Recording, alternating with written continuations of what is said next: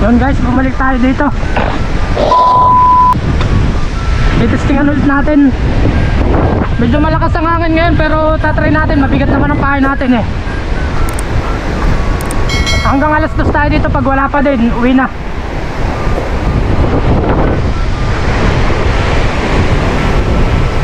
Hunting ulit ito.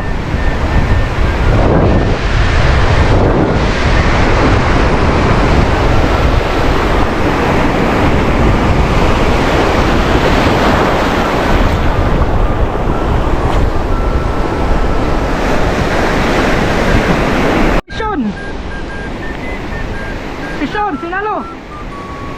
Sinalo guys. Sakto lang ito. Ay, naanok pamput. Ay, ba ito pa pala. Pisyon. Pisyon guys, malakas din.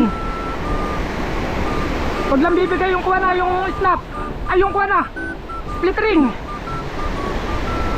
Sinalo guys. Good size na din to, good size. Baka ito mga nasa 3 kiluhan. 3 kiluhan to guys. Estimated lang, estimated. Huwag lang bibigay.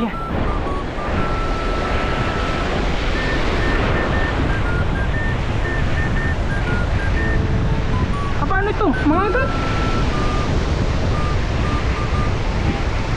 Namumulay. Ay, mga langisi. Malaking langisi guys. Langisi nga. Pag hindi langisi ay black bass. Apa, laking langisi.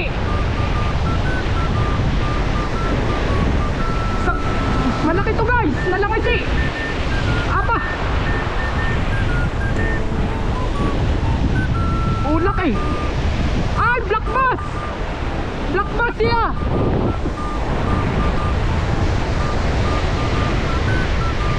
Kukunan natin guys.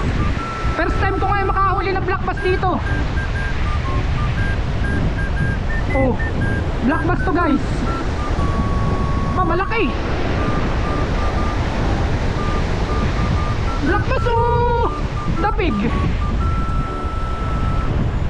Ay, black bass ka guys, black bass. Fish on. Oh, nakamamaw na naman tayo ng black bass. First time ko makahuli ng ganito. Woo!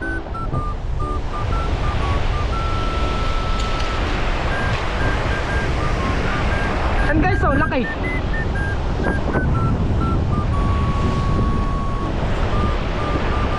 Oh, tingnan nyo. Paano to guys, mga 3 kiluhan nga ito.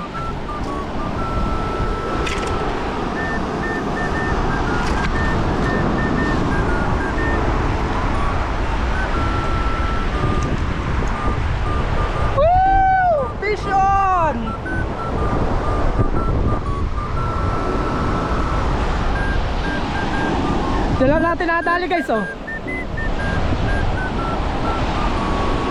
Alright.